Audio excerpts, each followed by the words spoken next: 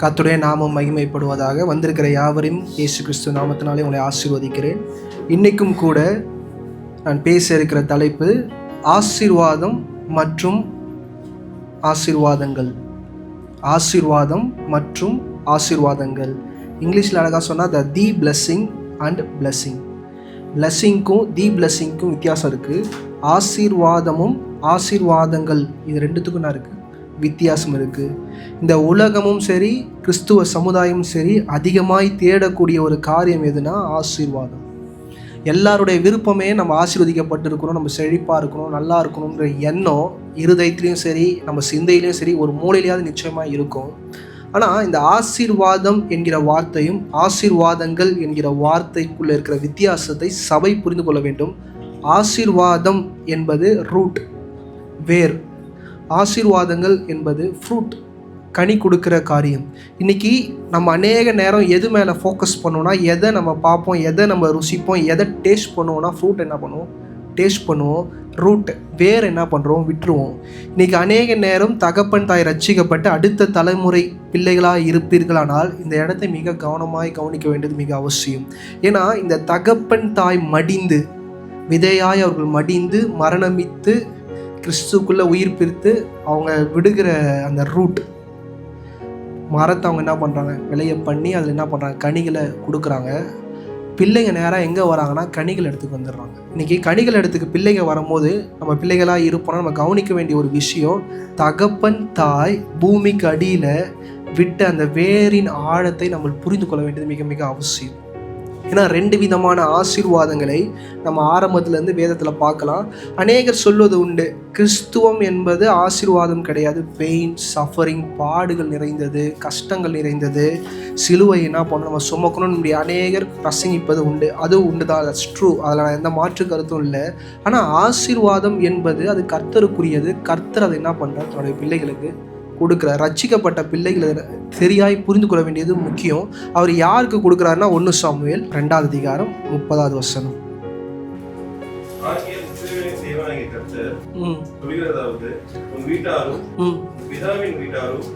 என்றைக்கும் என் சந்ததியிலே நடந்து கொள்வார்கள் என்று நான் நிச்சயமாய் சொல்லி இருந்தோம்.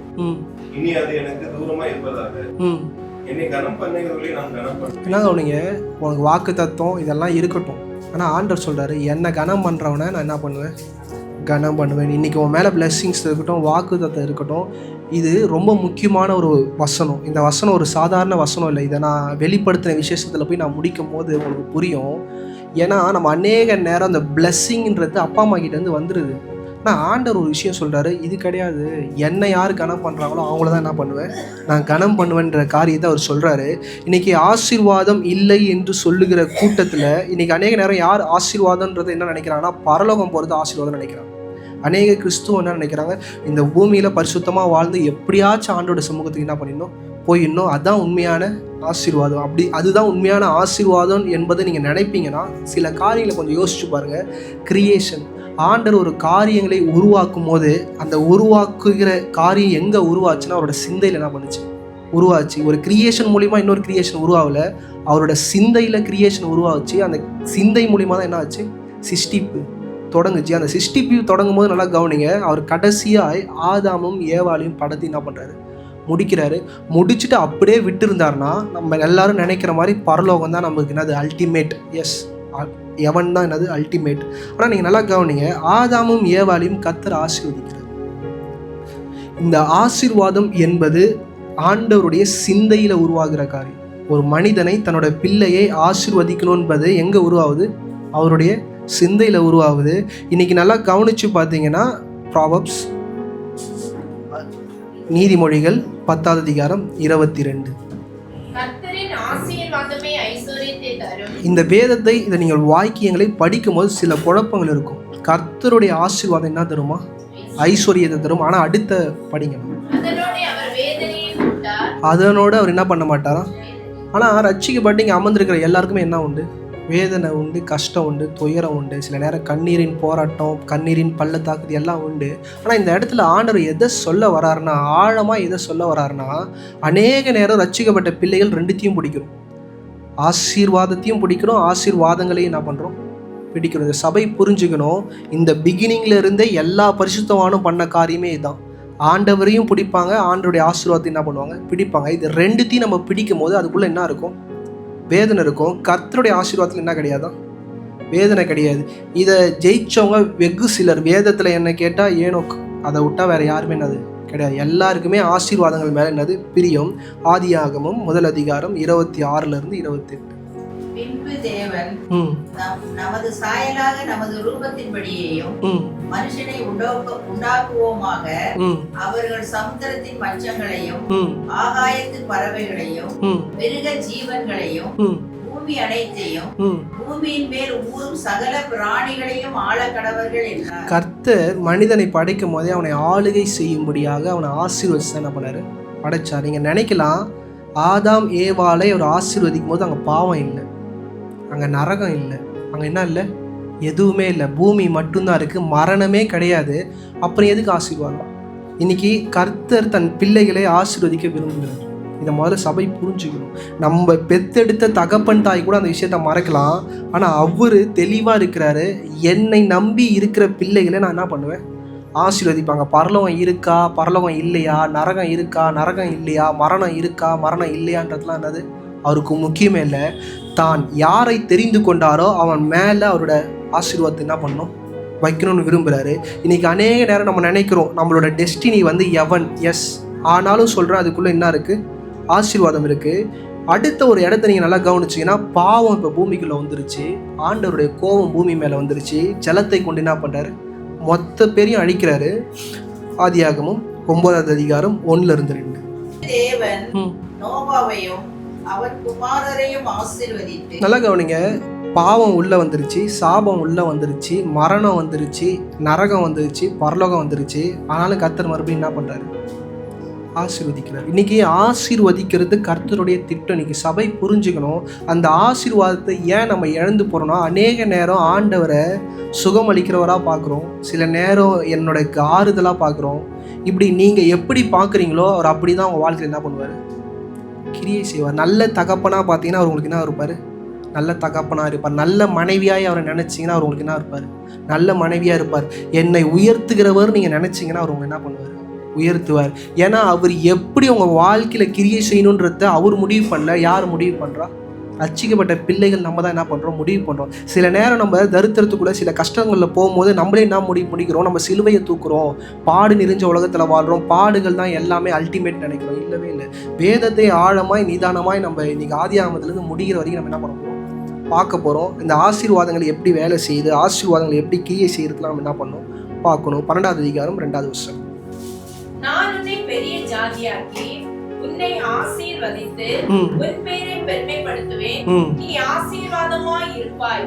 படிக்கணும். உன்னை ஆசீர்வதிக்கிறவர்களை ஆசீர்வதிப்பேன், உன்னை சபிக்கிறவர்களை சபிப்பேன், பூமியில் உள்ள வம்சங்கள் எல்லாம் உனக்குள் ஆசீர்வதிக்கப்படும். நல்லா கவனிச்சு பாருங்க, தோட்டத்துக்குள்ளேயும் அதே ஆசீர்வாதம் தான், பாவம் வந்த பிறகும் அதே ஆசீர்வாதம் தான், ஒரு தனிப்பட்ட ஒரு மனுஷனை அழைச்ச பிறகு என்னது, அதே ஆசீர்வாதம் தான்.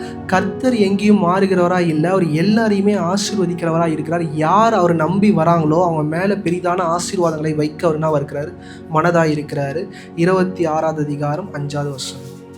நான் உன் சன்னதியை வானத்தின் நட்சத்திரங்களைப் போல பெருக பண்ணி உன் சன்னதிக்கு இந்த தேசங்கள் யாவையும் தருவேன், உன் சன்னதிக்குள் பூமியில் உள்ள சகல ஜாதிகளும் ஆசீர்வதிக்கப்படும் என்றார். நல்லா கவனிங்க, அது ஆபிரகாமா இருக்கலாம், ஈசாக்கா இருக்கலாம், யாரா வேணாலும் இருக்கலாம், ஒரே ஆசீர்வாதம். இன்னைக்கு நிறைய நேரம் நம்ம நினைக்கிறோம் நம்ம அப்பா மேலே வச்ச ஆசீர்வாதம் வேற, ஏன் இல்லை, எல்லாரு மேலேயும் அவர் ஒரே ஆசீர்வாதம் தான் வைக்கிறாரு. நம்ம ரிசீவ் பண்ணது தான் என்னது, கம்மி. நம்ம அப்பா அம்மா ரிசீவ் பண்ணது தான் அது கம்மி. நம்ம அப்பா அம்மா என்ன ரிசீவ் பண்ணாங்களோ அதுதான் நம்மளால் ரிசீவ் பண்ண முடியும். அநேக நேரம் பிசாசு என்ன பண்ணுறான், நம்ப வைக்கிறான். சில உபதேசங்களும் என்ன பண்ணுது, நம்மளை நம்ப வைக்குது. இன்னைக்கு பாஸ்டர் அவங்க வாழ்ந்த வாழ்க்கைலாம் பிரம்மாண்டமாக இருக்கே பாஸ்டர், இதெல்லாம் சாத்தியமே இல்லைன்னீங்கன்னா, இன்னைக்கு சொல்கிறேன், ஒரு ரட்சிக்கப்பட்டு சபைக்குள்ளே வந்து தேவனை உண்மையாக தேடினீங்கன்னா ஆபிரகாம் மாதிரி நீங்கள் ஆவீங்க நான் சொல்லலை. ஆனால் அவங்க கிராஃப் வந்து உயர்ந்துக்கிட்டே இருக்கும். நான் சொல்கிறது புரிஞ்சுக்கணும். இருக்கிற இடத்துலையே தேக்க நிலையில் நீங்கள் இருக்க மாட்டீங்க. உங்களுடைய குடும்பமும் உங்கள் பிள்ளைகளும் உயர்வை நோக்கி என்ன பண்ணுவாங்க, போவாங்க. மேபி நீங்கள் படிக்காமல் நீங்கள் கஷ்டப்படலாம், ஆனால் உங்கள் பிள்ளைங்க படிச்சுட்டு நல்ல நிலைக்கு என்ன பண்ணுவாங்க, போவாங்க. உங்கள் பிள்ளைங்க மேலே ஆசீர்வாதம் இருக்கும். நீங்கள் பார்க்காத உங்கள் பிள்ளைங்க பார்ப்பாங்க. அவங்க எப்படி பார்ப்பாங்கன்னா அது தகப்பன் தாய்கிட்ட இருக்குது. நீங்கள் தகப்பன் தாயா இருப்பீங்கன்னா மிக கவனமாக இருங்க. 26ஆம் அதிகாரம் 12-13. ஈசாக்கு அந்த தேசத்தில் விதை விதைத்தான். கர்த்தர் அவனை ஆசீர்வதித்ததினால் அந்த வருஷத்தில் 100 மடங்கு பலன் அடைந்தான். நல்லா கவனிங்க, இந்த இடத்துல ஈசாக்கு விதை விதைச்சான் 100 மடங்கு. எல்லாரும் இதுதான் பார்ப்போம். ஆனால் ஈசாக்கு பஞ்ச காலம் வந்த உடனே இடத்த விட்டு ஓடலான்னு முடிவு பண்ணிட்டான். அவன் நோக்கம், அவனோட சிந்தை என்னன்னா, அப்பா இதே மாதிரி ஒரு பஞ்சம் வந்துச்சு, அப்பா என்ன பண்றாரு, இந்த இடத்த விட்டு ஓடிட்டாரு, நான் என்ன பண்ணணும், ஓடணும், பொட்டி படிக்கலாம் பேக்கப் பண்றான். ஆனால் ஆண்டவர் சொல்றாரு, நீ இந்த இடத்துல தான் என்ன பண்ணணும், இருந்து விதைக்கணும். இன்னைக்கு நான் ஏன் இதை சொல்றேன்னா, ஆண்டவரோடு ஒரு உறவு ரொம்ப முக்கியம். இன்னைக்கு நம்ம அப்பா கிட்ட பேசின மாதிரி நம்ம கிட்ட பேச மாட்டார். இன்னைக்கு பிள்ளைகளாக இங்கே இருப்பீங்கன்னா ஒன்று புரிஞ்சுக்கோங்க, அம்மா கிட்ட பேசின மாதிரி நம்ம கிட்ட பேச மாட்டார். நம்மள அவர் பார்க்குற விதங்கள் வேற. படிங்கம்மா. அவன் ஐஸ்வர்யவனாகி வர வர என்னன்னா, இன்னைக்கு கிறிஸ்துவ வாழ்க்கை என்றாலே விருத்தி அடைகிற ஒரு வாழ்க்கைக்குள்ள நாமும் நம்ம பிள்ளைகளும் இருக்க வேண்டியது அவசியம். நீங்கள் நல்லா புரிஞ்சுக்கோங்க. நான் விருத்தி அடைவதற்கு நான் என்ன பாஸ்டர் பண்ணணும்னு கேட்டால், ஒன்றே ஒன்று புரிஞ்சுக்கோங்க. உங்கள் அப்பா போட்ட கோடை நீங்கள் என்ன பண்ணாதீங்க, போடாதீங்க. உங்கள் அப்பா பண்ண ஜபத்தை நீங்கள் பண்ணாதீங்க. என்ன பாஸ்டர் சொல்கிறீங்க? Yes, of course. ஏன்னா 26ஆம் அதிகாரம் 1-3. ஆபிரகாமின் நாட்களில் உண்டான பஞ்சத்தை அல்லாமல் பின்னும் ஒரு பஞ்சம் தேசத்தில் உண்டாயிற்று. அப்பொழுது ஈசாக்கு பெலிஸ்தேருக்கு ராஜாவாகிய அபிமெலேக்கின் இடத்தில் சேராக்கு போனார். கர்த்தர் அவனுக்கு தரிசனமாகி, நீ எகிப்திற்கு போகாமல். எங்க போவாத? இன்னைக்கு அநேக நேரம் கர்த்தர் சில நேரம் நம்ம கிட்ட விரும்புகிற காரியம் என்னன்னா, நம்ம ஒரு காரியத்தை செய்யக்கூடாது. ஆனால் நம்ம தகப்பன் அதை செஞ்சதுனால நம்மளும் என்ன பண்ணுறோம், அதையே பண்ணி பார்ப்போம். அங்கேயும் அப்பாவை தூக்கி விட்டார், இங்கேயும் நம்மளை என்ன பண்ணோம், செட்டே ஆகாது. இன்னைக்கு உங்களுக்குள்ள ஒரு அழைப்பு இருக்கு. ஆண்டவர் உங்களுக்கு கூட ஒரு விதமாய் பேச ஆசைப்படுகிறாரு. அநேக நேரம் நம்ம நாலேஜ் என்ன சொல்லி தெரியுமா, அப்பா கிட்ட எப்படி இருந்தாரோ அதே மாதிரி தான் இருப்பேன். இன்னைக்கு அப்பானா எல்லாரும் தப்பா நினைச்சிடாங்க. நான் ரியாலிட்டி ஆஃப் பேசுறேன். இருக்கிற எல்லாரோட அப்பா போதிச்சது உங்களை நித்திய ஜீவனுக்குள்ள ஆசீர்வாதத்துக்குள்ள கொண்டு போவாது. நான் பேச நான் சொல்றது புரியும். ஏன்னா எல்லாருமே தவறு பண்ணி தான் ஆண்டவர் யார் என்று ஆதியில் என்ன பண்ணாங்க, கற்றுக்கொண்டாங்க. இன்னைக்கு ஆசீர்வாதத்திற்கு பேஸ்மெண்ட்டே என்னன்னா, ஆண்டவருடைய வார்த்தைக்கு கீழ்ப்படிக்கணும். இன்னைக்கு சபையில் அமர்ந்திருக்கிற நீங்கள் ஒரு காரியத்தை புரிஞ்சுக்கோங்க, ஆண்டோடைய வார்த்தைக்கு நம்ம கீழ்ப்படிய வேண்டியது மிக மிக அவசியம். இன்னைக்கு நம்ம எப்படி கீழ்ப்படுகிறோம் யோசிச்சு பாருங்க. உங்கள் வாழ்க்கையில் நீங்கள் எந்த அளவுக்கு ஆண்டோரை கீழ்ப்படுகிறீங்கன்றதை யோசிச்சு பாருங்க. அநேக நேரம் சத்திய வசனங்களுக்கு நம்ம செவி சாய்ச்சிடுறோம், சத்திய வசனங்களுக்கு நம்ம தாழ்த்திடுறோம். ஆனால் உண்மையாக ஆண்டவருக்கு கீழ்ப்படுகிறது எதுனா, வேதம் வாசிக்கிறது. இன்னைக்கு அநேக நேரம் நம்ம வேதம் வாசிக்கிறது இல்லை. ஏன்னா வேதம் வாசிச்சாதான் உண்மையாய் கர்த்தரை கனப்படுத்த முடியும். வேதம் வாசிச்சாதான் எப்படி ஜெபிக்கணுன்ற விஷயம் நமக்கு என்ன பண்ணும், புரியும். ஒரு நல்ல ஒரு சர்மன் இல்லை நல்ல ஒரு மெசேஜை கேட்கும் போது அது உங்கள் ரத்தத்தில் என்ன பண்ணும், லைட்டாக சூடாக்கும், உங்களை என்கரேஜ் பண்ணும், ஒரு என்ஜாய்மெண்ட்குள்ளே உண்டு பண்ணும். ஆனால் வீட்டுக்கு போயிட்டோன்னா ஒரு ட்ரைனஸ் ஃபீல் ஆகும். நான் ஏன் இதை சொல்கிறேன்னா, ஆண்டவரோடு சஞ்சரித்த நபர்கள், ஆண்டவரோடு ஒரு நாலேஜோட ஒரு தகுதியோடு பழகின நபர்கள் என்ன சொல்கிறாங்கன்னா, யோசுவா 1 அதிகாரம் 8வது வசனம். இந்த நியாய பிரமாண புத்தகம் உன் வாயை விட்டு பிரியாதிருப்பதாக. நல்லா கவனிங்க, மோசே ஆண்டவரோட முகமுகமாய் பேசினாரு, யோசுவாவும் என்ன பண்றாரு, முகமுகமா பேசுறாரு. இன்னைக்கு அநேக நேரம் நீங்க என்ன நினைக்கிறீங்க, ஆண்டவர் என்கிட்ட வந்து முகமுகமா பேசணும், யோசுவா கிட்ட பேசுனது போல பேசணும். ஆனா யோசுவா ஒரு தலைவனாய் இருக்கும்போது இஸ்ரவேலுக்கு என்ன சொல்றானா, வேதத்தை என்ன பண்ணுங்க, வாசிங்க. இன்னைக்கு அநேக நேரம் நம்ம இருதயம் என்ன தெரியுமா, ஆண்டவர் என்கிட்ட வந்து நேரா பேசணும். இன்னைக்கு ஆண்டவர் எல்லாருக்கிட்டையும் அப்படி பேச மாட்டார். There is a level, step இருக்கு, 1 by 1. ஏன்னா மோசே கூட ஆண்டவர் பேசும்போது ஆசாரிப்பு கூடாரத்தை விட்டு பிரியாம யோசுவா உட்கார்ந்துருந்தோம், பேசவே இல்லை ஆண்டவர். அடிக்கடி நீங்கள் சொல்ல வேதத்தை நீங்கள் படிச்சு பாருங்க. மோசே 40 நாள் ஃபாஸ்டிங் மலை மேலே ஏறுறாரு, ஆண்டவரோட முகமுகமாக தரிசிக்கிறார். ஆனால் கூட யோசுவாவும் போனார், ஆண்டவர்கிட்ட பேசலை. ஆனால் அங்கே என்ன பண்ணார், இருந்தார். இப்படிலாம் இருந்த பிறகு தான் யோசுவா கிட்ட யார் பேசுகிறா, ஆண்டவர் பேசுகிறார். இன்னைக்கு அந்த இடத்த நம்மளால என்ன பண்ண முடியல, புரிஞ்சுக்க முடியல. ஆனால் யோசுவா அடுத்த தலைமுறைக்கு சொல்றாரு, நியாய பிரகாரம் என்ன பண்ணும், வாயை விட்டு பிரியாத இருப்பாங்க. படிங்கம்மா. இதில் எழுதியிருக்கிறவைகளின் படியெல்லாம் நீ செய்ய கவனமாய் இருக்கும்படி இரவும் பகலும் அதை தியானித்துக் கொண்டிருப்பாய். இரவும் பகலும் தியானிக்க வேண்டியது மிக மிக அவசியங்க. நீங்க ரட்சிக்கப்பட்டன்னு நீங்க நினைச்சீங்கன்னா இரவும் பகலும் பைபிளை ஒரு அதிகாரமாவது என்ன பண்ணணும், படிக்கணும். அதை குறித்து தியானிக்க வேண்டியது அவசியம். ஏன்னா நம்ம ஆவிக்குரிய வாழ்க்கைக்கான மேனுவல் எதுனா பைபிள் தான், வேறு எதுவுமே கிடையாது. இன்றைக்கி அநேக நம்ம ஃப்ரிட்ஜ் வாங்குவோம், வீட்டில் ஃப்ரிட்ஜ் இருக்கும்.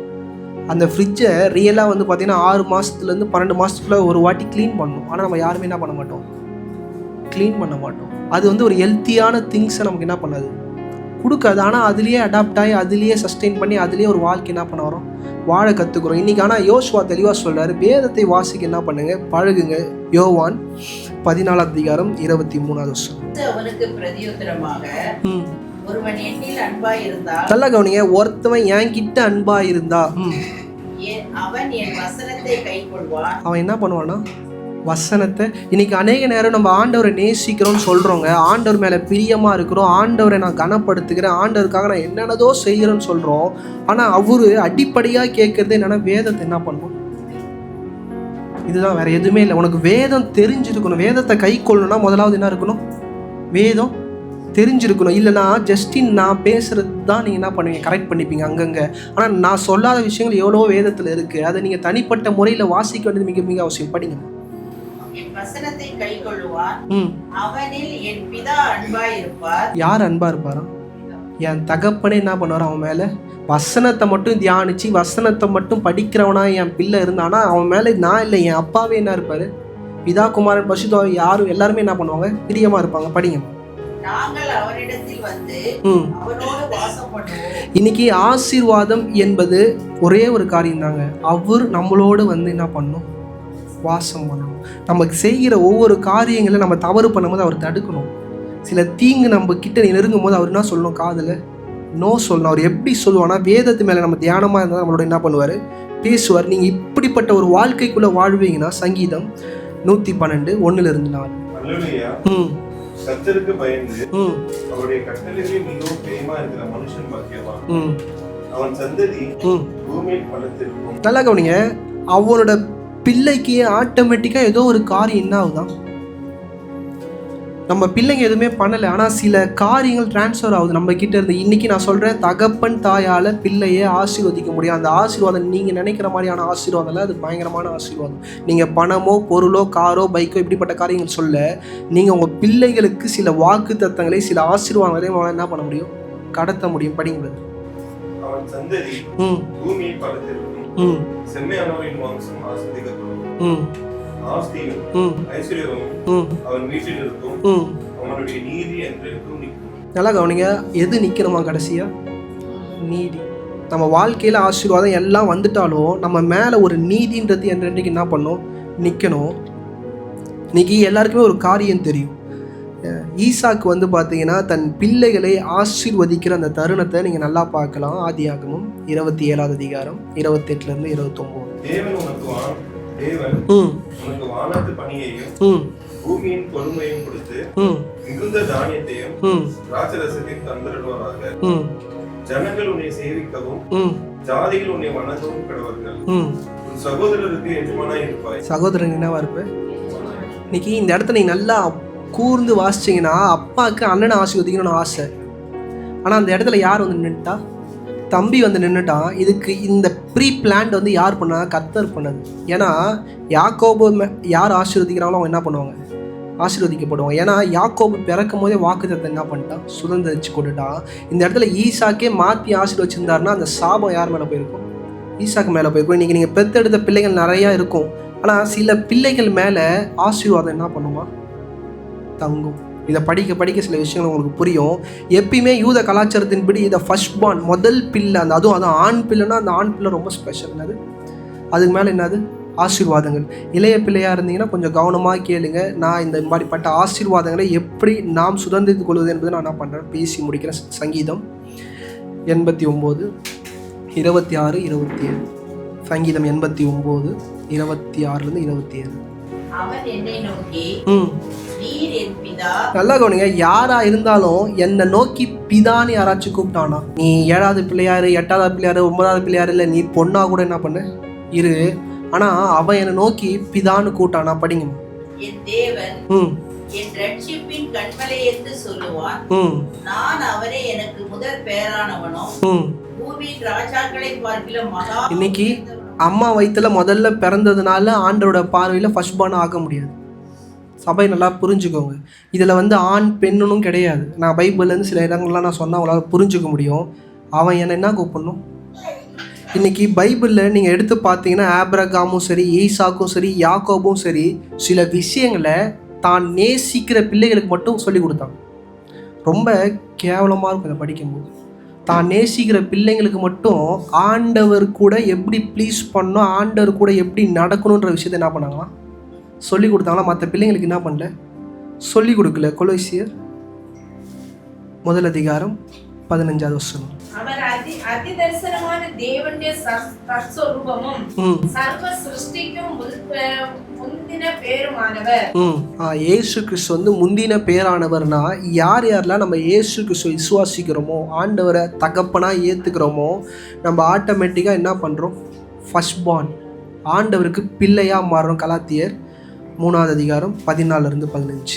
ஆபிரகாமுக்கு உண்டான ஆசீர்வாதம் இயேசு கிறிஸ்துவினால் ஜாதிகளுக்கு வரும்படியாகவும் ஆவியை குறித்து சொல்லப்பட்ட வாக்குத்தத்தத்தை நாம் விசுவாசத்தினாலே பெறும்படியாகவும் இப்படி ஆயிற்று. சகோதரரே, மனுஷர் முறைமையின்படி சொல்லுகிறேன், மனுஷருக்குள்ளே உறுதி பண்ணப்பட்ட உடன்படிக்கையை ஒருவனும் தள்ளுகிறதும் இல்லை, அதனோட ஒன்றையும் கூட்டுகிறதும் இல்லை. இன்னைக்கு அந்த ஃபர்ஸ்ட் பார்ன் இல்ல அந்த ஆசீர்வாதத்தை இன்னைக்கு தகப்பன் தாயே கொடுத்தாலும், ஆனா யாரு தகப்பனை நேசிக்கிறாரோ அவங்க கிட்ட ஆட்டோமேட்டிக்கா என்ன பண்ணுமா வந்துருமா. இன்னைக்கு ரட்சிக்கப்பட்டு இங்கே அமர்ந்துருக்கிறீங்கன்னா மிக தெளிவாக இருக்க வேண்டியது அவசியம். ஏன்னா விசுவாசம் என்ன பண்ணுமா, நம்மளுடைய ஆசீர்வாதங்களை மீட்டு எடுத்து நம்ம கரத்தில் என்ன பண்ணும், கொடுக்கும். இன்னைக்கு இந்த இடம் நீங்கள் படிக்கும்போது ஒரு நல்ல ஒரு காரியம் முடியும். ஆதியாகமம் 48:8-9.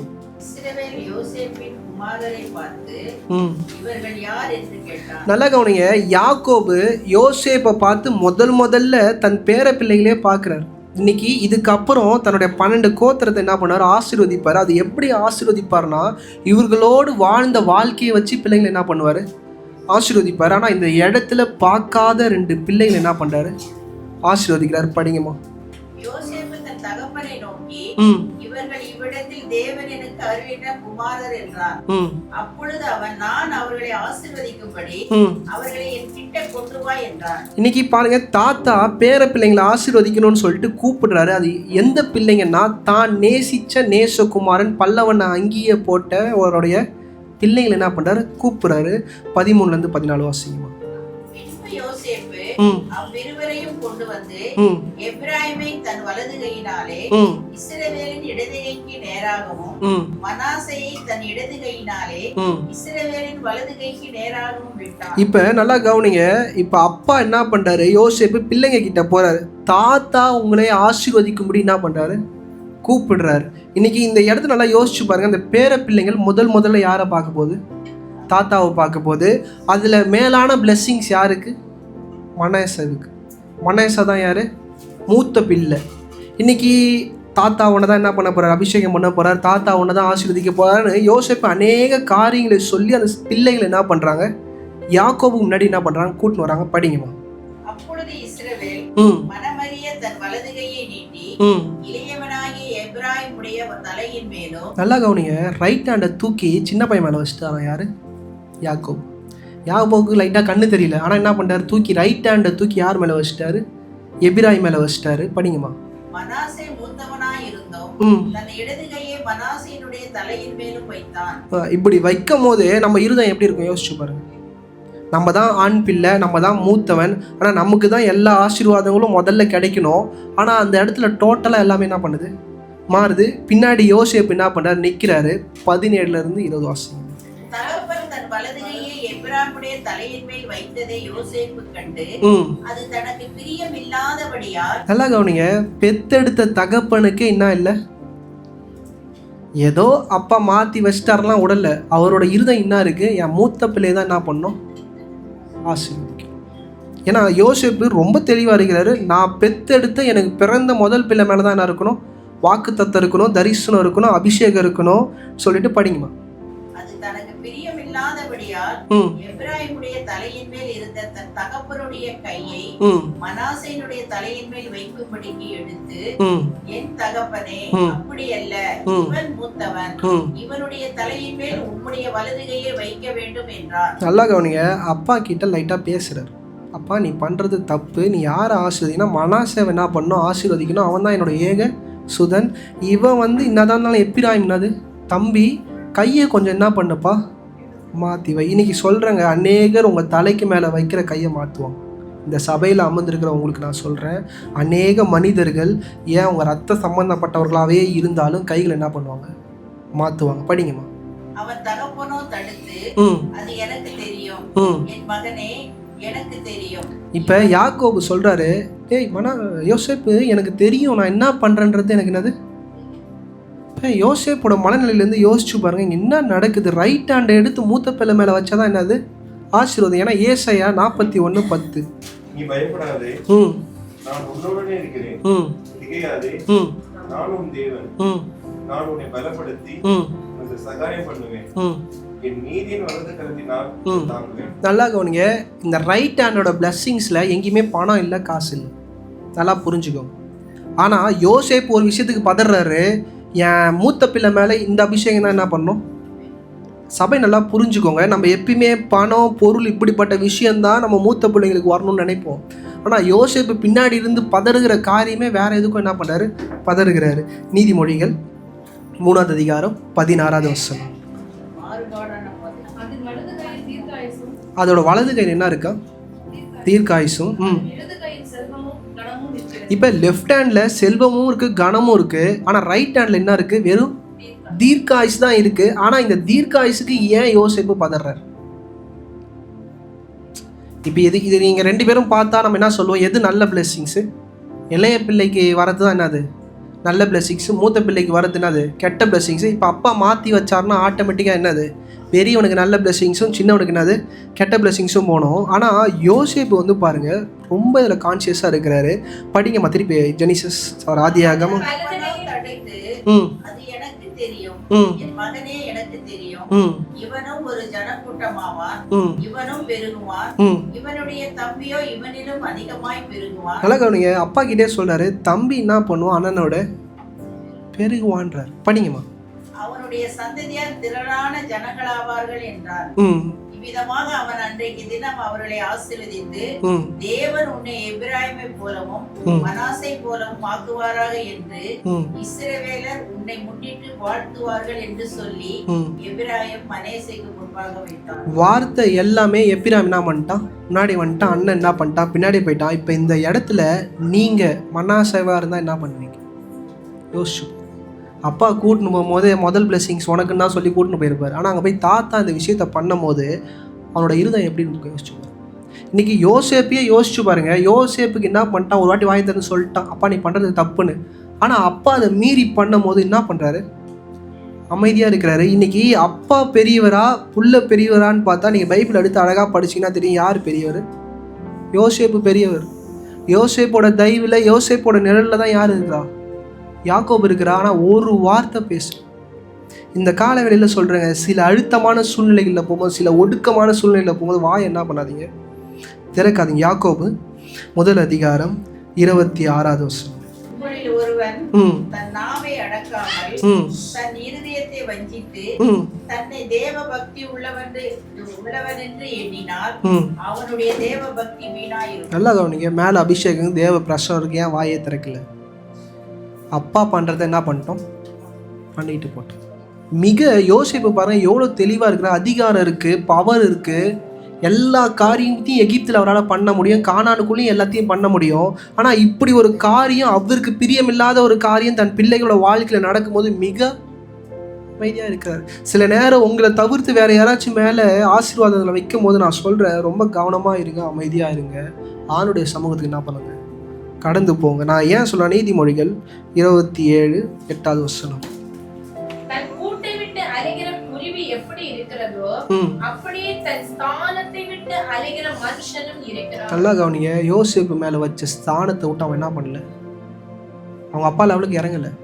அவங்க அப்பா பண்றது தப்பு எல்லாமே தெரிஞ்சிருச்சு. ஆனா அவன் என்ன பண்ணல, அந்த இடத்துக்கு இறங்கல. நடக்கிறது நடக்கட்டும், எனக்கு தெரியும், நான் யாரை நேசிக்கிறேன், மனாசேவை நேசிக்கிறேன். இன்னைக்கு இந்த வாக்கு தத்தங்கள், இந்த ஆசீர்வாதங்கள் அநேக நேரம் இங்கே அமர்ந்திருக்கிற பிள்ளைகளாக இருப்பீங்கன்னா நான் சொல்கிறேன், இவங்க 2 பேர் வாழ்க்கையை பற்றி தெரியாமல் யாக்கோபு வச்ச அந்த ஆசீர்வாதம் அந்த பிள்ளையோட வாழ்க்கையில் நிறைவேறுச்சு.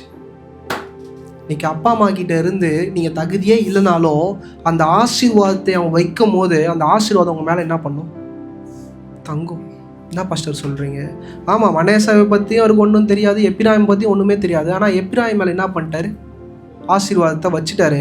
ஆனால் அந்த ஆசீர்வாதத்துக்கு தகுதியுள்ளவர்களாய் நாம் நடக்க வேண்டியது மிக மிக அவசியம். இன்னைக்கு மனாசேவும் சரி எப்பிராயிமும் சரி ஆசீர்வாதத்தை வாங்கி நேராக எங்கே போனானா பாவம் பண்ண தான் போனானு. ஃபுல்லாக விக்கிரகம். ஆண்டவர் கொடுத்த கானான் தேசத்துக்குள்ளே போய் என்ன பண்ணுறாங்க, டாக்ஸுக்கு பணத்துக்கு என்ன பண்ணுறாங்க, அந்நிய ஜாதியும் கூட சேர்ந்து என்ன பண்ணுறாங்க, காரியங்களை பண்ணுறாங்க. இப்போ இவ்வளோ தவறுகள் 2 பேருமே பண்ணுறாங்க. இப்போ பிரச்சனையே நம்ம வாழ்க்கையில் என்னன்னா, நம்ம நிறைய தவறுகள் பண்ணுவோம். ஆனால் இந்த வாக்கு தத்தம் நம்ம தகப்பன் தாய் ஒன்று வச்சாங்கல்ல, அது நம்மளை சில நேரம் இப்படியே தாங்கும். நீங்கள் பைபிள் படிக்கும்போது ஒன்று புரியும். எரேமியா 31 அதிகாரம் 20வது வசனம். எப்பிராயீம் எனக்கு அருமையான குமாரன் அல்லவோ. நல்லா கவனிங்க, ஆண்டவர் தீர்க்க தரிசனமாக பேசி கொண்டிருக்கிறாரு. இவன் மொத்தமும் பாவம் செஞ்சுக்கிட்டு அட்டூழியம் பண்ணிக்கிட்டு இஸ்ரவேலையே என்ன பண்ணுறானுங்க, கதிகலங்க பண்ணின்னு இருக்கிறாங்க.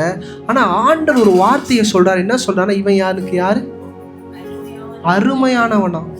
எப்பிராயிம் யாரு, பண்ணுறதெல்லாம் தப்பு, பித்தலாட்டம், எல்லா கேவலமான காரியத்தையும் என்ன பண்ணுறான். ஆனால் யாக்கோபு தான் ஆண்டவரோட வாழ்ந்த வாழ்க்கை நிமித்தம் வச்சு அந்த ஆசீர்வாதம் என்ன பண்ணுது, லைட்டா தாங்குது. படிங்கம்மா. அவன் எனக்கு பிரியமான பிள்ளை அல்லவோ. அவனுக்கு விரோதமாய் பேசினது முதல் அவனை நினைத்து கொண்டே இருக்கிறேன். ஆகையால் என் உள்ளம் அவனுக்காக கொதிக்கிறது. அவனுக்காக என் உள்ள என்ன பண்ணுது, கொதிக்கிறது. அவனுக்கு உருக்கமாய் இறங்குவேன் என்று கர்த்தர் சொல்றாரு. உருக்கமா என்ன பண்ணுவாரா? இன்னைக்கு இந்த உருக்கமா இறங்குற இடத்துக்கு வரும்போது தான் நம்மளோட ஆட்டம் பயங்கரமா இருக்கு. இன்னைக்கு சபைக்குள்ள நான் உங்களுக்கு சொல்றேன், புரிஞ்சுக்கோங்க. சில நேரம் நம்ம பண்ணுகிற காரியத்துல கர்த்தர் ஏன் கிருபையா இருக்கிறாருன்னா, இதுக்கு காரணம் நம்ம இல்லை, நம்ம தகப்பன் தான் ஏதோ ஒரு காலத்துல ஒடுக்கப்படும் போது நம்ம பிள்ளைகள் மேல அதை வைக்கிற அந்த வாக்கு தத்துவம் என்ன பண்ணுது, ஆக்டிவேட்டா இருக்கு. இன்னைக்கு யோசேப்பு இப்போ எப்பிராயிம் என்ன பண்ணிட்டான், வாக்கு தத்தத்தை வாங்கிக்கின்னு ஜாலியாக என்ன பண்ணிட்டான், போயிட்டான். ஆனால் மனாசே என்கிற ஒரு ஆள் ஒடுக்கத்துக்குள்ளே போகும்போது நான் நினைக்கிறேன் யோசேப்பு சில காரியங்கள் என்ன பண்ணியிருப்பாரு, மனேசேக்கு சொல்லி கொடுத்துருப்பாரு. ஆனால் மனேசே பாவெல்லாம் செஞ்சான், எல்லாம் பண்ணான். ஆனால் மனேசேக்கு கர்த்தர் யார் என்றும் கர்த்தர் எப்படிப்பட்டவர் என்றும் அவர் எப்படி கிரியை செய்கிறார் என்பதை மனாசே கோத்திரத்துக்கு அவங்க அப்பா என்ன பண்ணியிருக்காரு, நிச்சயமாக சொல்லி கொடுத்துருவாரு. ஏன்னா நீங்கள் வேதத்தை நீங்கள் ஆழமாக படிக்கும்போது தான் புரியும். ஓசியா 4வது அதிகாரம் 17 to 19. எப்பிராயிம் யாரோட இணைஞ்சிருக்கிறானா, விக்கிரங்களோட இணைஞ்சிருக்கிறான். அவனை என்ன பண்ண, எவ்வளோ நேரம் தாங்குவேன், அவன் எவ்வளோ தூரம் போனாலும் அவனை என்ன பண்ணுவேன், காப்பாற்றுவேன், அவனை பாதுகாப்பேன், அவனை தூக்குவேன், அவனுக்கு மேலே உருக்கமாக இருக்கிறேன்னு சொன்ன ஆண்டவர் இப்போ என்ன சொல்லிட்டாரு, அவனை. இன்னைக்கு புரிஞ்சுக்கோங்க, ஆண்டவர் சில நேரம் நம்மளை ஆற்றுவது தேற்றுவது அது நம்மளுக்காக இல்லை, நம்ம தகப்பன் தாய்க்காகன்றதை என்ன பண்ணாதீங்க, மறந்துடாதீங்க. படிங்கம்மா. அவர்களுடைய மதுபானம் புளித்தது, அவர்கள் எப்போதும் சோரம் போகிறார்கள், அவருடைய அதிபதிகள் தாருங்களுக்கு லட்சியானதை நாடுகிறார்கள், காற்று அவர்களை தன் செட்டைகளில் இருக்க பிடிக்கும், அவர்கள் தங்கள் பலிகளால் வெட்கப்படுவார்கள். நல்லா அவங்களுடைய பலிகளால் என்ன பண்ணுவாங்களாம், வெட்கப்படுவாங்களா. இவங்க என்ன பண்ணுறாங்க, யுத்தத்துக்கெல்லாம் போகிறானுங்க, யுத்தத்துக்கெல்லாம் ஜெயிக்கிறானுங்க, ஆண்டவருக்கு காரியங்கள்லாம் என்ன பண்ணுறானுங்க, கொடுக்குறானுங்க. இருதயம் என்னவா இல்லை, எப்பிராயிமோட இருதயம் ஆண்டவரை தேடுற மாதிரி இல்லை. 5வது அதிகாரம் 3 இருந்துச்சு. எப்பிராயிம் என்ன பண்ணிட்டேன், கொஞ்சம் 2-3 அதிகாரத்துக்கு முன்னாடி தான் அவர் சொன்னார், அவன் எனக்கு சுகம், அவனை நான் பாதுகாப்பேன், அவன் மேலே இறக்கமாக இருக்கிறேன், அவன் கூட நான் கிருபையாக இருக்கிறேன் எல்லாம் சொன்னவர். அவனை நான் என்ன பண்ண மாட்டேன். சபை புரிஞ்சுக்கோங்க, இந்த இடத்துக்கு என்னைக்கும் நம்ம என்ன பண்ணக்கூடாது, வரக்கூடாது. இதுக்கு காரணம் என்னன்னா, தகப்பன் தாயோட ஆசீர்வாதத்தை கையாள தெரியாதது தான். படிங்கம்மா.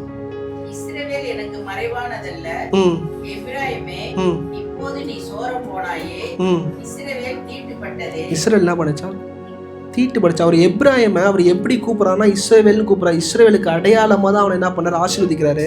யாக்கோபு 12 பிள்ளைகளை ஆசீர்வதிக்கிறதுக்கு முன்னாடி யாரை கூட்டு ஆசீர்வதிக்கிறான்னா, பேர பிள்ளைகளை கூட்டு ஆசீர்வதிக்கிறாரு. அவரோட என்ன தெரியுமா, நான் சின்னவன், நான் இளையவன். அதே போல் யோசேப்போட இளையவனை நம்ம என்ன பண்ணுவோம், ஆசீர்வதிச்சு தூக்கி விட்டுருவோம். இதான் எண்ணம். அநேக நேரம் நம்மளோட அநேக நேரம் நம்ம வாழ்ந்த வாழ்க்கையின்படியே காரியங்கள் என்ன பண்ணுறோம், செய்கிறோம். மிச்ச 12 பிள்ளைகளுக்கு அவர் வாக்கு தத்தமாய் ஆசீர்வதிச்சது அவங்க வாழ்ந்த வாழ்க்கையை வச்சு என்ன பண்ணாரு, ஆசீர்வதிச்சார். ஆனால் இந்த 2 பிள்ளைங்களுக்கு அவங்க வாழ்க்கை என்னன்னே தெரியாம என்ன பண்ணிட்டாரு, ஆசீர்வதிச்சிட்டார். யோசியா 10வது அதிகாரம் 11வது வசனம். நன்றாய் பழக்கப்பட்டு போரடிக்கிற விரும்புகிற கடாரியை போல் கடாரியாய் இருக்கிறான். ஆனாலும் நான் அவன் அழகான கழுத்தின் மேல் நுகத்தடியை வைப்பேன். எபிராயிமை ஏர் பூட்டி ஓட்டுவேன். யூதா உழுவான், யாக்கோபு அவனுக்கு பரமடிப்பான். ஆண்டவர் சொல்றார், நான் எப்படியாச்சும் பண்ணி இவனை தூக்கிடணும், எப்படியாச்சும் பண்ணி பாதுகாத்துணும். யாரு? யாக்கோபோட ஆசீர்வாதம். ஆனா அது கடைசி காலம் அப்படியே போய்கிட்டே இருக்கும்போது வெளிப்படுத்தின விசேஷத்துக்கு வாங்கினா 7வது அதிகாரம் 4-5. சொல்ல கேட்டேன். இஸ்ரவேல் புத்திரருடைய சகல கோத்திரங்களிலும் முத்திரை போடப்பட்டவர்கள் 1,40,000 பேர். யூதா கோத்திரத்தில் முத்திரை போட்டவர்கள், யூதா கோத்திரம் இருக்கு, 12,000. ரூபன் கோத்திரத்தில் முத்திரை போட்டவர்கள் 12,000. காஸ் கோத்திரத்தில் முத்திரை போட்டவர்கள் 12,000. ஆசேர் கோத்திரத்தில் முத்திரை போட்டவர்கள் 12,000. நப்தலி கோத்திரத்தில் முத்திரை போட்டவர்கள் 12,000. மனாசே கோத்திரத்தில் முத்திரை போட்டவர்கள் 12,000. இந்த இடத்துல யார் வந்திருக்கணும்? எப்பிராயிம் வந்திருக்கணும்.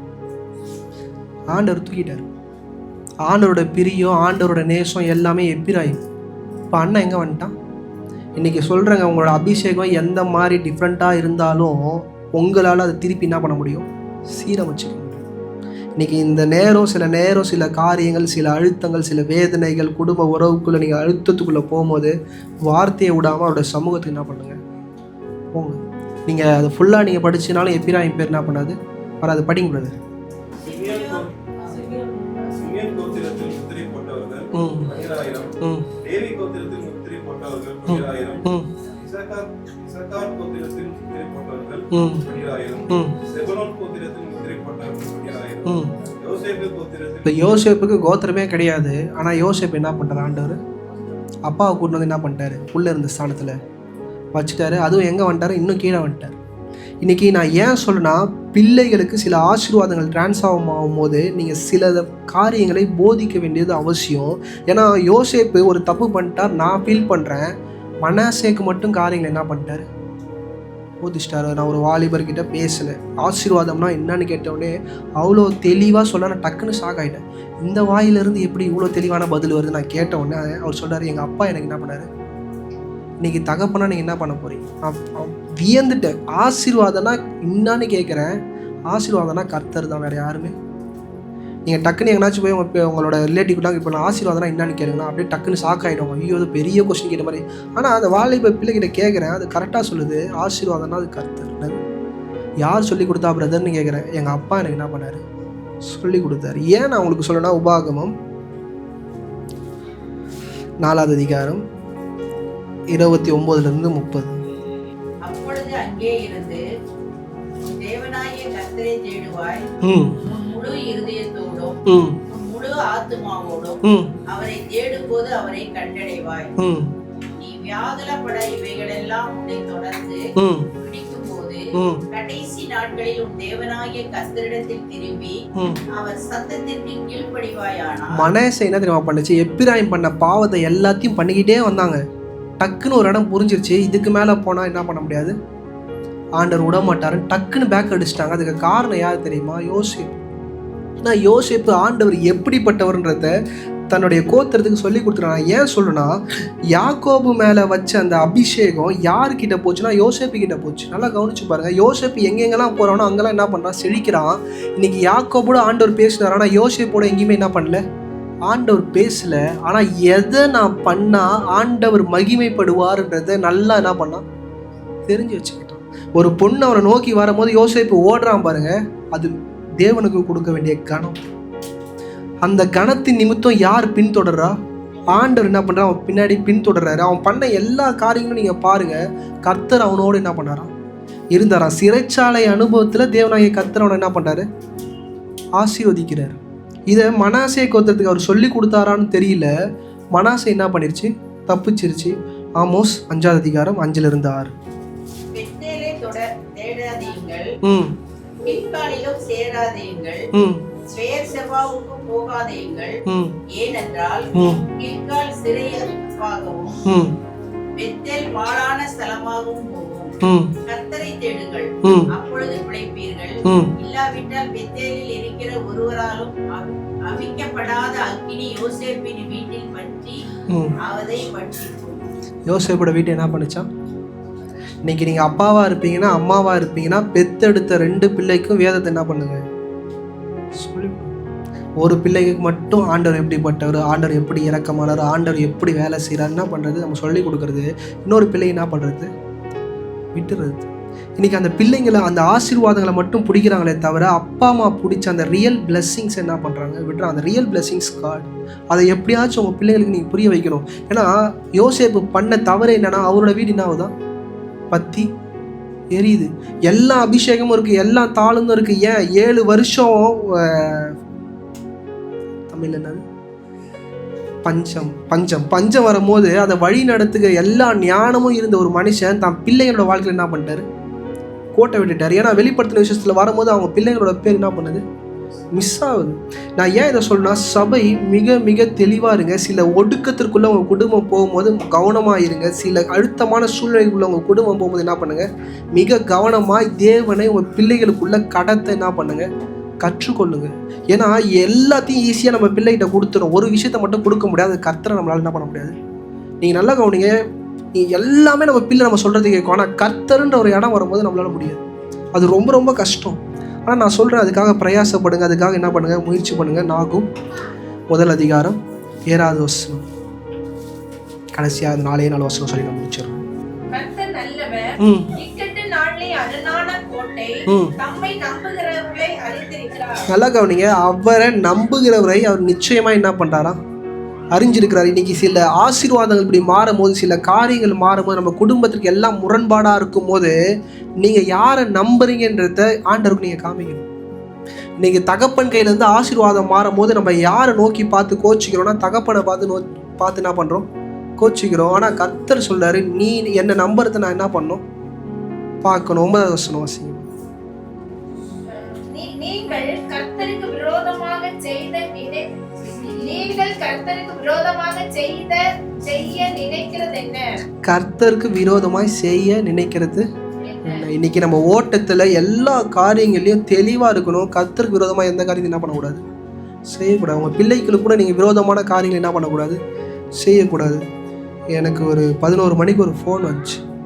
உண்மை சமம் பொய்லாம் சொல்லு பிள்ளையாம் போல் என் வாழ்க்கை லைட்டாக ஒரு செகண்ட் அப்படி மாறுச்சு. ஃபோன் பண்ணி இது மாதிரி என் பெண் பிள்ளை என் ஆண் பிள்ளையோட வாழ்க்கையை கெடுக்கிறா, ஜோம் பண்ணி என்ன பண்ணுங்க காரியத்தை முடிச்சு விடுங்க. என்னது நான் ஏதோ பில்லி சூனியம் பண்ணுற மாதிரி விச்கிராஃப்ட் பண்ணுற மாதிரி எங்கேருந்தோ என் நம்பரை எடுத்து ஃபோன் பண்ணி அடுத்த ஒரு வார்த்தை சொல்கிறாங்க, எவ்வளோ பணம் வேணாலும் கொடுக்குறேன். என்கிட்ட ஒரு 30 லட்சம் 40 லட்சம் இருக்குது. பொய், உண்மைலாம் கிடையாது. கிட்டத்தட்ட 1 மணி நேரம் என்கிட்ட பேசுகிறாங்க. எதுக்கு? ஒருத்தனை சபிக்கிறதுக்கு. நான் ஏன் இதை உங்களுக்கு சொல்கிறேன்னா, நல்லா ஜெபம் பண்ணுங்க. நான் பேலியாம் ஸ்டோரிலாம் படிக்கும்போது அது ஜாலியாக பிரசங்கம் பண்ணேன். ஆனால் ரிட்டன் அது என்னை நோக்கி திருப்பி வரும்போது எனக்கே பயமாக இருக்குது. என்னடா ஒரு நைட்டு 11 மணிக்கு ஒரு அம்மா 4 தூக்க மாத்திரையை போட்டுக்கிட்டு நான் 4 வாட்டி சாவ ட்ரை பண்ணேன். எனக்கு வேறு குப்புன்னு அறிவிட்டுருச்சு. கடைசி ஃபோன் கால் மாட்டி என்ன புரிஞ்ச ஊழியமே ஆரம்பிக்கவே இல்லை, தெருக்கோடியில் நிற்கிறேன். எடுத்தோடனே கொலை கேஸில் அவங்க அழகாக சொல்கிறாங்க, 4 வாட்டி சாவ ட்ரை பண்ணிட்டேன் தம்பி, நீங்கள் தான் எனக்கு இது பண்ணணும், என் குடும்பத்துக்குள்ளே இருக்கிற பிரச்சனையை முடிச்சு விடுங்க. யாரும் அவங்க பொண்ணையே என்ன பண்ணுமா, நான் ஜபத்தினால முடிச்சு விடணுமா? என் பொண்ணு என் பையனோட வாழ்க்கையை ஃபுல்லாக அழிக்குது, அவனோட திருமண வாழ்க்கையே காலி, அவள் ரொம்ப மோசமானவ சொல்லி அடுத்த ஸ்டேட்மெண்ட்டு என்கிட்ட 30 லட்சம் இருக்குது 40 லட்சம் இருக்குது, நான் எவ்வளோ வேணாலும் என்ன பண்ணுறேன் தரேன், ஆனால் 4 நாளில் என்ன பண்ணுறேங்க செஞ்சுருங்க. நான் நினச்சேன் நான் கொஞ்சம் நேரம் கொஞ்சம் சாந்தமாக பேசி அவளுக்கு அன்பாக பேசி எப்படி ஃபோனை கட் பண்ணுறதுன்னு பார்த்து கட் பண்ணிட்டு ஃபோனை என்ன பண்ணிட்டேன், பிளாக் பண்ணிட்டேன். நான் ஏன் சொல்கிறேன்னா பாருங்கள், யாருனே தெரியாத ஒரு பாஸ்டருக்கு ஃபோன் போட்டு சபிக்கவும் அந்த குடும்பத்துக்கு விரோதமாக என்ன பண்ணணும், பாஸ்டோட சொன்ன நிலைமை எப்படி ஆயிடுச்சுன்னு பாருங்கள். நான் ஏன் சொல்கிறேன்னா, இன்றைக்கி அநேக பேர் காசு வாங்கி என்ன பண்ணுவாங்க, உட்காந்து ஜோம் பண்ணுவானுங்க, ஏன் காசு வாங்கி பில்லி சுனி வச்சுட்டு இருப்பாங்க. நீங்கள் உங்கள் குடும்பத்துக்காகலாம் என்ன பண்ணுங்கள், கொஞ்சம் ஜோம் பண்ணுங்க. அப்படியே 11வது வசனம் வாசிங்க. கர்த்தருக்கு விரோதமாக பொல்லாத நினைவு கொண்டிருக்கிற துராலோசனைக்காரன் ஒருவன் உன்னிடத்தில் இருந்து புறப்பட்டான். நல்லா கவனிங்க, ஆலோசனைக்காரர்கள் நம்ம குடும்பத்துக்குள்ள உண்டு. நம்ம வாழ்க்கையில நம்ம ஃப்ரெண்டு எல்லாருமே என்ன பண்ணுவாங்க, இப்படிப்பட்ட ஆலோசனையை நமக்கு கொடுத்துருவாங்க. நமக்குள்ள என்னதான் உண்டு. நீங்கள் மிக இந்த இடத்துல கவனமாக இருங்க. ஏன்னா நம்ம யாரோட ஆலோசனை நடக்கணும்னா கர்த்தருடைய ஆலோசனை நடக்க வேண்டியது மிக மிக அவசியம். 12வது கர்த்தர் சொல்லுகிறது என்னவென்றால், ஆதலால் அவர்கள் சம்பூர்ணம் அடைந்து அநேகராய் இருந்தாலும் அறுப்புண்டு போவார்கள். அவன் ஒழிந்து போவான். உன்னை நான் சிறுமைப்படுத்தினேன். நல்லா கவனிங்க. உன்னை நான் என்ன பண்ணேன்? மனாசேவை யார் சிறுமைப்படுத்தினது? கர்த்தர். இன்னைக்கு தாத்தா அப்படி கை இப்படி மாற்றும் போது கர்த்தர் நினைச்சா யாக்கோபுக்கு பண்ண மாதிரி என்னென்னாலும் பண்ணியிருக்கலாம். ஆனால் என்ன பண்ணாரு? சிறுமைப்படுத்தினார். யோசேப்புக்கு மேலே பல்லவன் அங்கெல்லாம் போட்டு அவங்க அப்பா எவ்வளோ தூக்கி வச்சிருந்தாலும் என்ன பண்ணார்? கர்த்தர் சிறுமைப்படுத்தினார். இன்றைக்கி நான் சொல்கிறேன், இந்த சிறுமை என்பது மிக ஆசீர்வாதமான நாட்கள். நான் சொல்கிறத புரிஞ்சுக்கணும். ஒரு ஒடுக்கத்துக்குள்ளே போகிறீங்களா, ஒரு அழுத்தத்துக்குள்ள, என் மனைவிட்டு நான் சொல்கிறத அவங்ககிட்ட சொல்கிறேன். ஆண்டவர் நல்லா தூதிங்க, ஆண்டவருக்கு நன்றி சொல்லுங்கள். உங்களை யார் ஒடுக்குறாங்களோ அவங்களுக்காக ஜெபம் பண்ணுங்கள். அந்த சீசன் மாறும். கர்த்தர் அவங்க அப்படியே உயர்த்துவாங்க. அவங்க இருந்த இடம் தெரியாமல் என்ன பண்ணுவாங்க? போவாங்க. அந்த ஒடுக்கத்தில் அவங்க கூட போய் என்ன பண்ணாதீங்க? யுத்தம் போடாதீங்க. அவங்க கிட்ட ஃபீல் பண்ணாதீங்க. அவங்க கிட்ட போய் வழக்காடாதீங்க. படிங்கம்மா.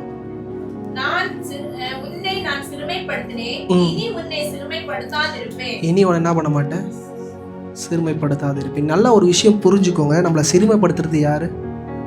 நம்ம நினைக்கிறோம் இவங்க அவங்க அவங்க இவங்க நினைக்கிறோம். நம்மளை சிறுமைப்படுத்துறதே கர்த்தர். ஏன்னா சிறுமைப்படுத்தும் போது தான் உண்மையான ஆராதனை என்ன பண்ணும்? வாயிலிருந்து உண்டாகும். டக்குன்னு அழுதுறது, டக்குன்னு நம்ம எப்படியாச்சும் ஒடிக்கப்படுறது, தயவுசெய்து அது பண்ணாது. அது ஆண்டவர் பார்க்குறாரு. ஏன்னா ஆண்டவர் நன்றாய் உங்களை என்ன பண்ணுறாரு? நினைக்கிறவராக இருக்கிறார். இருக்கிறவங்களை கண்களை மூடி